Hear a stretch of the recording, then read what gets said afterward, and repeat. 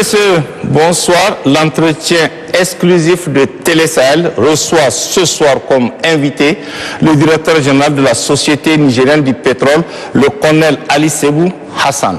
Avec ce dernier, nous allons parler du passage de la SONDEP d'une société de distribution à une société d'exploration et d'exploitation des produits pétroliers au Niger. Monsieur le directeur général, bonsoir. Et depuis les événements du 26 juillet 2023, la Société nigérienne des produits pétroliers est passée à une société de pétrole. Comment ce processus a-t-il été rendu possible? Assalamu alaikum, bonsoir Monsieur Ablaye. Merci de nous avoir reçus sur ce plateau. D'accord. Je commencerai par, une fois de plus, en tout cas, exprimer toute ma gratitude à l'endroit de son Excellence Abdraman Chani, chef de l'État, qui a quand même osé, qui a eu de la hauteur d'esprit pour nous acheminer, en tout cas, sur cet angle-là. D'accord. Qui a aussi accepté de faire ce qu'on appelle franchir le Rubicon. D'accord. Parce que le domaine de l'amont pétrolier, en tout cas dans l'imaginaire de pas mal de Nigériens, et je dirais de pas mal de décideurs, était relégué tout simplement, en tout cas aux autres, mais pas aux Nigériens, ni aux sociétés nigériennes. Alors, accepter d'amener la société nationale sur cet angle-là, je pense que c'est ce qu'on appelle franchir le Rubicon, mais dans le sens positif. D'accord. Parce que ce Rubicon, on ne le franchit pas. En franchissant ça, on pense que c'est une infraction. Bien sûr. Mais il a osé. Et j'espère, Inch'Allah, que le peuple lui en sera reconnaissant. Et ça commence. D'accord. Un autre remerciement à l'endroit de son Excellence le Premier ministre, Ali Maman Lamine Zen, aussi qui au moment de la mutation, des débuts de mutation, quand même nous a encouragés. Parce que quand même je me rappelais, à un moment nous étions passés là-bas, il nous a dit, monsieur le DG Ali, écoute, en 2006, j'étais ministre des Finances, je le sais très bien, je confirme. Eh bien, la Nigélec et la SONDEP étaient sur le point d'être privatisées. J'ai mis mon veto. J'étais passé par le canal du nationalisme du président Tanja pour empêcher ça. Aujourd'hui, je suis PM, je ne peux que vous accompagner. Tout à fait. Ça, je lui en ai reconnaissant aussi. D'accord. Monsieur Ablaye, nous sommes... juste avant-hier, on a fêté l'an 1 du CNSP. Bien sûr. On ne peut pas parler aujourd'hui sans avoir une pensée positive pour tous les acteurs de la société civile. Tout à fait. Qui ont accompagné le mouvement. Qui ont bravé. Bien sûr. Qui s'étaient donnés. Ablaye, aussi, nos martyrs. Les soldats qui se sont fait exactement dans le cadre de l'exécution de leur mission. C'est ça. Mais n'oublions pas les éléments aussi. Ils ont fait ce qu'ils doivent faire. Tout à fait. Ils ont fait en sorte que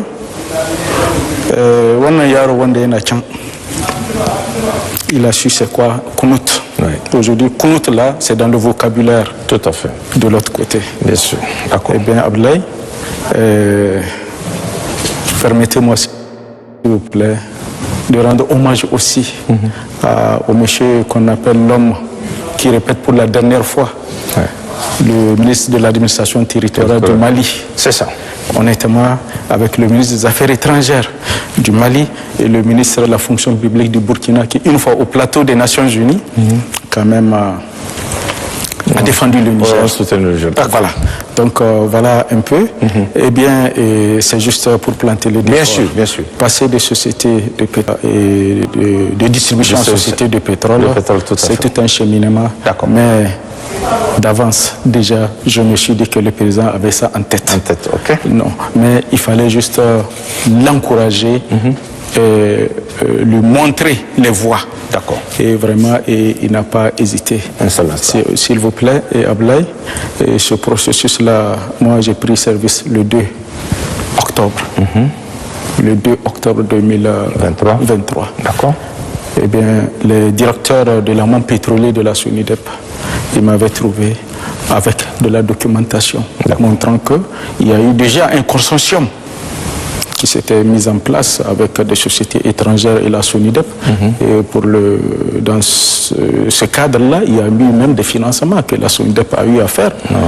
6 milliards à la Bagri, et puis des engagements avec le Trésor pour 7 milliards, au total 13 milliards dans ce sens. Et des frais de formation qui ont été payés dans le processus, en tout cas, d'intégrer l'amont pétrolier. Mais ce que j'ai à vous dire, déjà le 2 janvier 2020, il y avait les statuts de la SONIDEP aussi qui étaient devenus exécutoires après leur enregistrement au niveau de la DGI à hauteur de plus de 700 millions. Le capital était passé de 1 milliard, en tout cas, à 10 milliards. Donc, cette société-là, vous pensez qu'elle va continuer à rester comme ça? Bon, société de distribution, on ne doit pas lui empêcher ça. Et alors, ils m'ont convaincu.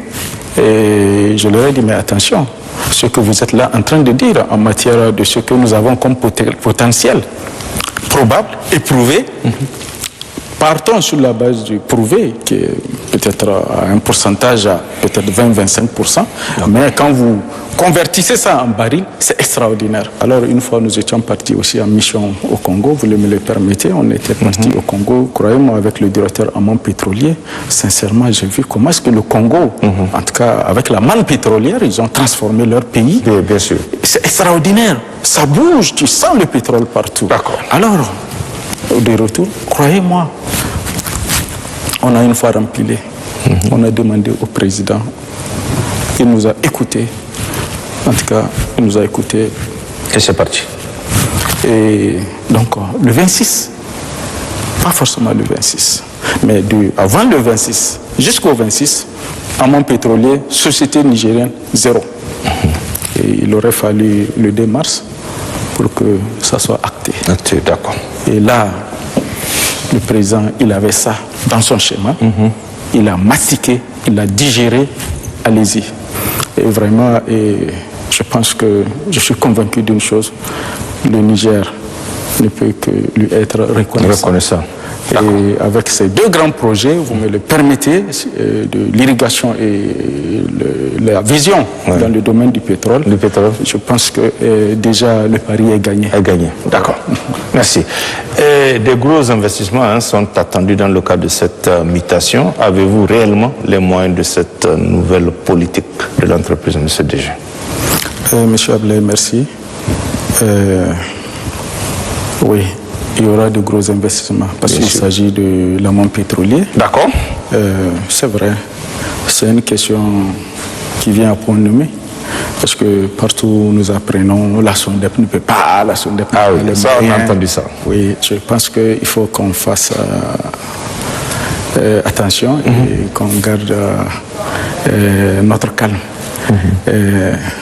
Tout s'apprend. Oui. Et je n'ai aucun doute. La SONIDEP ne peut pas. Mais quand est-ce que la SONIDEP pourra?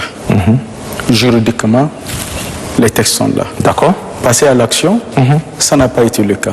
Il aurait fallu l'avènement du CNSP pour que le président acte. Bien sûr. Je ne peux jamais être d'accord qu'on dise que la SONIDEP ne pourra pas. D'accord. Et notre force, notre carburant, je l'ai dit une fois sur ce plateau, c'est notre engagement. D'accord. On peut. Ok. Deuxièmement, il faut savoir se faire accompagner. Personne n'est venu avec l'expertise. Ablaye, à votre bas âge, à 4 pieds, à 2, vous arrivez à courir, à faire le sport, jusqu'à maturité. Ça s'apprend. Si on ne s'engage pas dès maintenant, quand est-ce qu'on va le faire? Bien sûr. J'aurais bien voulu que le citoyen lambda, le Nigérien, dise que, attention, c'est notre société nationale qui va partir sur les blocs pétroliers. Oui.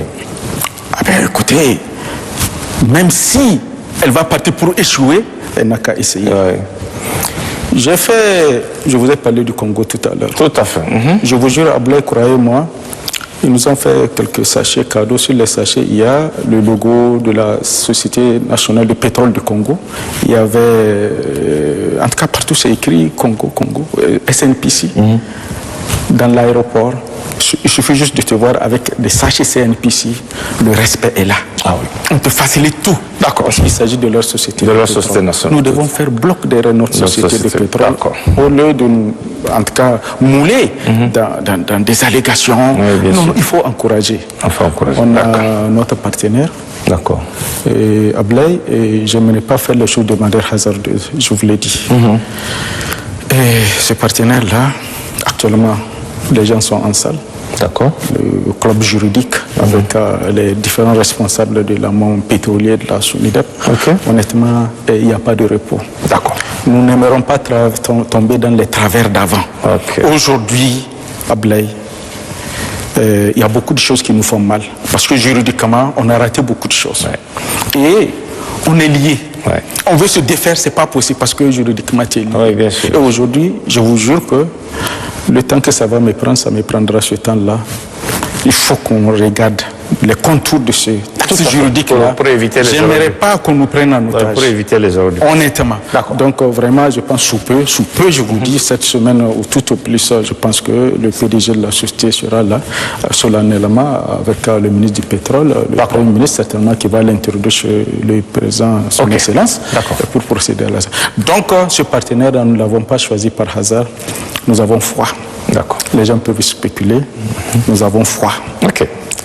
D'accord. Prenons les dispositions tout simplement pour sécuriser la zone. Inch'Allah, je pense que ça va aller. D'accord.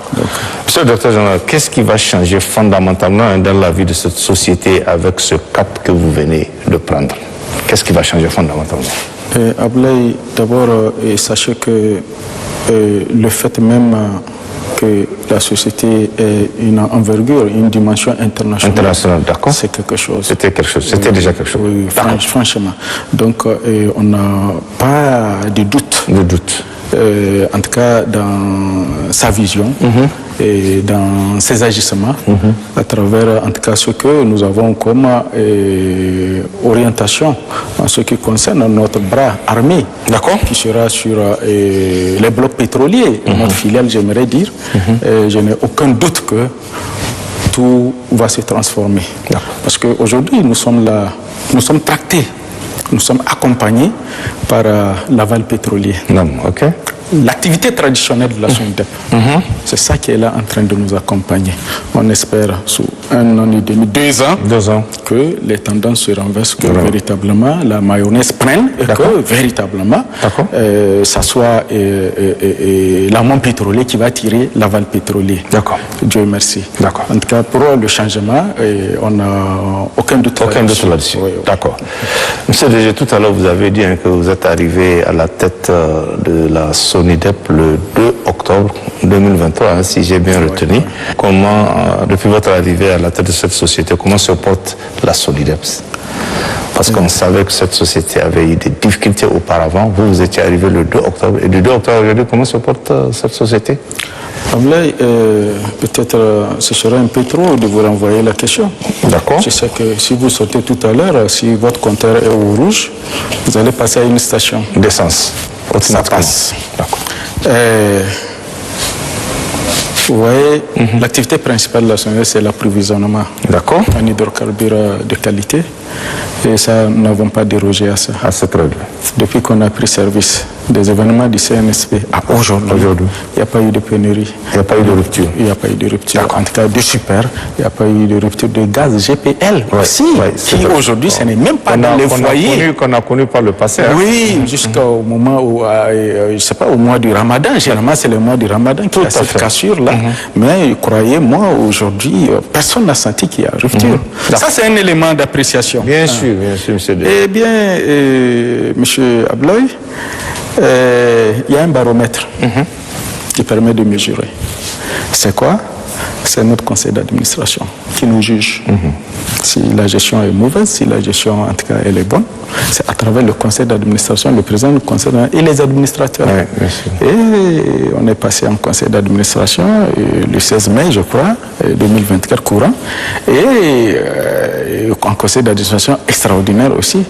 Moi, j'aimerais pas jeter des fleurs, mais c'est élogieux si c'est le PCA et puis la représentante de l'État, la directrice générale du portefeuille de l'État, qui constate que vraiment c'est extraordinaire. Il y a une bonne gouvernance. Et honnêtement, à partir de là, ça, je vous parle, c'est une petite indiscrétion, mais je vous dis, si, même si en tout cas, ceux qui sont, oui, mais bien sûr, très bien. Ceux qui sont chargés de nous juger, s'ils pensent que c'est bien, vraiment, je n'ai aucun souci. On peut dire que, bon, c'est vrai, le problème des trésoreries, ça, là. Ouais. Mais allez-y voir le rendement, allez-y voir et la rentabilité, ça ne fait pas l'objet de doute. La chaîne est rentable. D'accord. Merci. Merci. Et au niveau de vos activités traditionnelles, comment les choses se passent avec vos différents partenaires, hein, parce que là aussi, il faudrait un mot. Oui, par rapport aux activités traditionnelles, c'est-à-dire la distribution et tout ce qui s'ensuit, et puis pourquoi pas le stock de sécurité. Voilà. Parce que là, quand même, il faut effleurer un peu la mission de la SONIDEP, parce que, entre autres, c'est vrai, je disais que le stock de sécurité, mais il y a un élément fondamental à ne pas négliger qui va donner la plénitude de sa marge de manœuvre. Eh bien, c'est ce qu'on appelle le transfert des actifs. D'accord. Le transfert et la gestion des actifs. Des actifs, d'accord. Pour le compte de l'État, à son nom propre. En tout cas, les actifs et les intérêts, en tout cas, qui sont liés, affectés ou découlant des opérations pétrolières et des transports. Là, parce